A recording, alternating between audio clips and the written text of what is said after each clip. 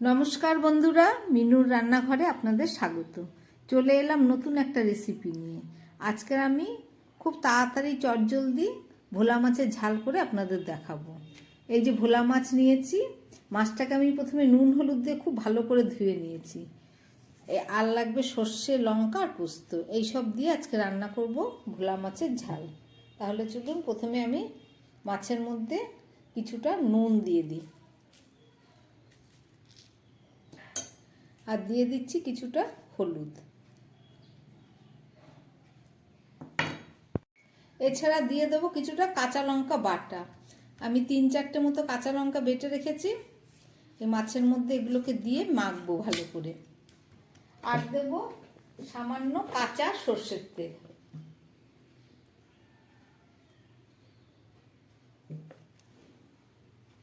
এবার নুন, হলুদ, কাঁচা লঙ্কা, সর্ষের তেল দিয়ে মাছগুলোকে আমি খুব ভালো করে প্রথমে মেখে নিয়ে 10 মিনিট পরে ফেরত এসে আবার আপনাদের রান্না করে দেখাবো। 10 মিনিট পরে ফেরত আসলাম। মাছগুলো মেখে রেখেছিলাম নুন, হলুদ, কাঁচা তেল, লঙ্কা। এবার আমি একটা কড়া বসিয়ে দিয়েছি। এই কড়ার মধ্যে আমি কিছুটা সর্ষের তেল দিয়ে দিচ্ছি। তেলটা গরম হয়ে গেছে। এবার আমি মাছগুলোকে এর মধ্যে ভেজে নেব।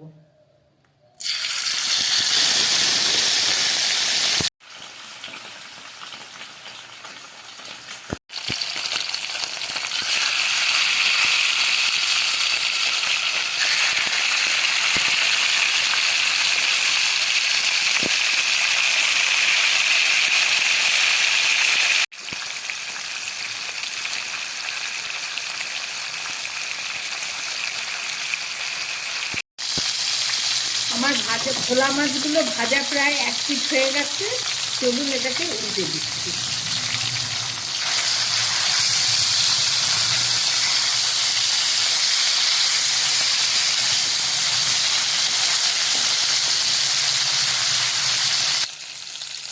আমার ভোলা মাছগুলো 2 পিঠই ভাজা হয়ে গেছে। এবার আমি মাছটাকে কড়ার মধ্যে থেকে নামাবো না। এর মধ্যে আমি দিয়ে দিচ্ছি কিছুটা কালো জিরে ফোড়ন। খুব চটজলদি রান্না। আর দিয়ে দিচ্ছি 2টো কাঁচা লঙ্কা, আর দিয়ে দিলাম কিছুটা টমেটো।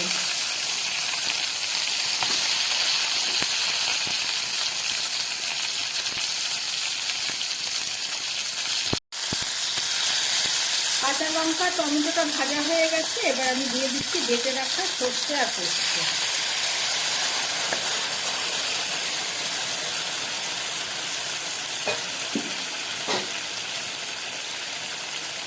আর দিয়ে দিচ্ছি সামান্য পরিমাণ হলুদ। হলুদ একটু কম ছিল। আর দিয়ে দিচ্ছি একটু শুকনো লঙ্কার গুঁড়ো।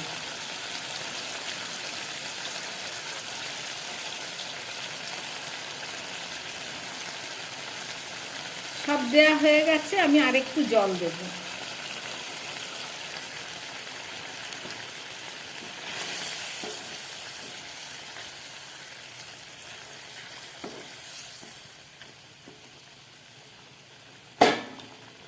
আর দিয়ে দিচ্ছি সামান্য একটু কুচিয়ে রাখা ধনেপাতা। সব দেয়া হয়ে গেল আমার। এবার ফুটে উঠলে আমি এটাকে একটু ঢেকে রাখবো। আর ওপর দিয়ে একটু সামান্য তেল দিয়ে দিচ্ছি।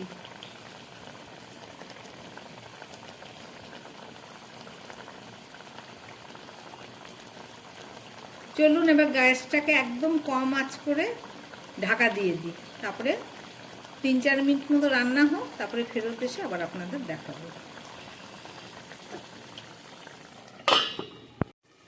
3-4 মিনিট পরে ফেরত আসলাম। ঢাকাটা খুলে এবার আপনাদের দেখাবো।